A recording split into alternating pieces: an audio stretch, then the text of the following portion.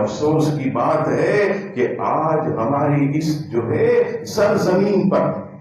کچھ ایسے لوگ جو معاذ اللہ اپنے آپ کو ذکری مسلمان کہتے ہیں اور کہتے ہیں حج کہاں ہوتا ہے تو بلوچستان کے شہر تربت کے اندر کوہ نامراد میں حج ہوتا ہے۔ آپ بتائیے کہ حضرت ابراہیم علیہ السلام، یہ قرآن مجید فرقان حمید سورہ حج، یہ پوری سورت، اس کے اندر حضرت ابراہیم نے سارے مسلمانوں کو مسجد حرام کی طرف بلایا، سارے مسلمانوں کو اللہ اکبر مکۃ المکرمہ کی طرف بلایا، سارے مسلمانوں کو حج کے لیے جو ہے اللہ کے گھر کی طرف بلایا، اور یہ ذکری جو ہے معاذ اللہ یہ تربت میں کوہ نامراد کی طرف بلاتا ہے اور کہتا وہاں حج ہوتا ہے، وہاں کی حرمت ہے، وہ مقام معاذ اللہ محمود ہے، وہ مبارک پہاڑ ہے، کیونکہ ان کا ملا جو ہے اس نے وہاں پر ڈیرا ڈالا، اس لیے معاذ اللہ یہ وہاں کا حج کرتے ہیں۔ یاد رکھیے گا ایسے لوگ مرتد ہیں، قرآن کا انکار کرنے والے ہیں۔ جو حج کا انکار کرے وہ دائرہ اسلام سے خارج ہے۔ جس نے اپنا کوہ نامراد بنایا، جس نے دین کو بدلا، جس نے دین کی صورت کو مسخ کیا،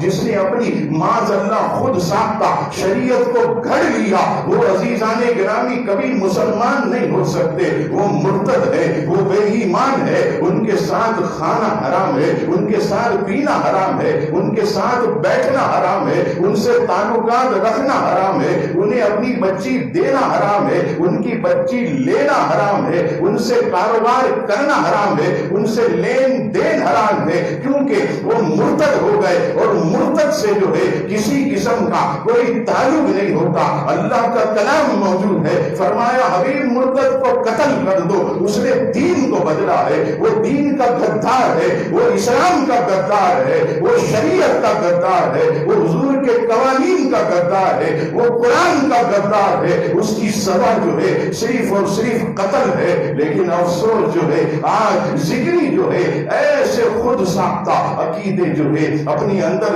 گھڑ کر کھلے عام گھوم رہے ہیں، حکومتی اداروں میں بھی ہے، سرکاری پوسٹوں پر بھی ہے، اور بڑی بڑی جو ہے عزیزان گرامی جتنی بھی جو ہے آپ پوسٹیں دیکھتے ہیں وہاں پر یہ موجود ہیں۔ آج عزیزان گرامی ضرورت ہے کہ ہم مسلمانوں کو اس فتنے سے بچائیں، مسلمانوں کو اس فتنے کی خبر دے، مسلمانوں کو اس فتنے کی طرف جو ہے آگاہ کر کے ان کے مضر اثرات جو مسلمانوں کو نقصان پہنچا رہے ہیں۔ میں آپ سے صحیح عرض کر رہا ہوں، ہم تو اس شہر کراچی میں بیٹھے ہیں، یقیناً یہاں کی ذکریوں کی تعداد لاکھوں کے اندر ہے، کم و بیش 5 لاکھ، لیکن آپ کو کہاں ملے گا؟ لیاری میں ملے گا، مریر میں ملے گا، آپ کو کیواڑی کی طرف ملے گا، دوسرے علاقوں میں۔ لیکن جہاں تک بلوچستان کا تعلق ہے وہاں تو 2 گھر کے بعد تیسرا گھر ذکری ہوتا ہے، 4 گھر کے بعد 5واں مکان ذکری ہوتا ہے،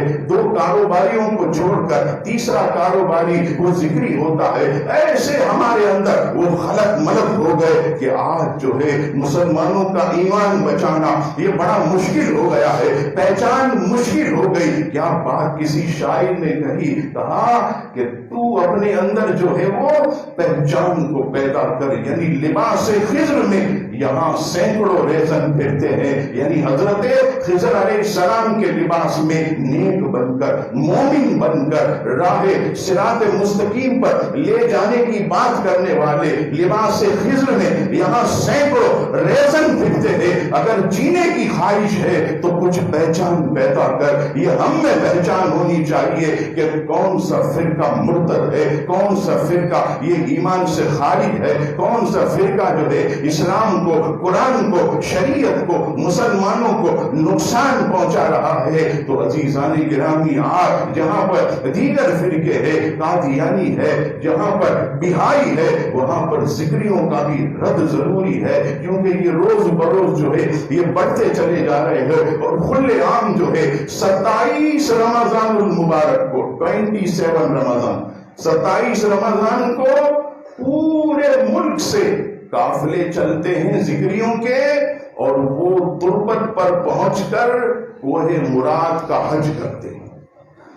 کوہ مراد کا کھلے عام حج ہو رہا، اور آج سے چند سال پہلے تو بتایا گیا کہ کعبۃ اللہ کی طرح مطاف بھی بنایا ہوا، جیسے وہاں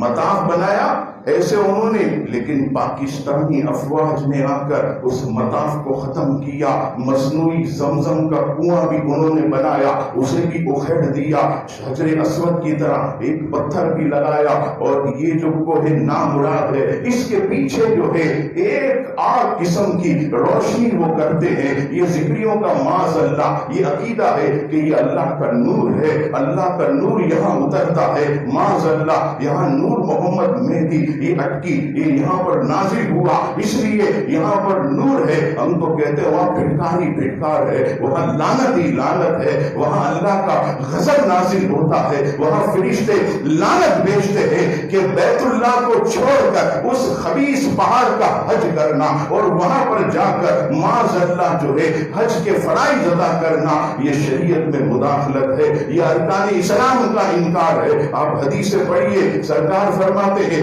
کہ جس نے ارکان اسلام میں سے یعنی نماز، روزہ، حج، زکات، فرمایا ایک کا بھی انکار کیا وہ ایسا ہے جیسے اس نے تمام ارکان کا انکار کیا،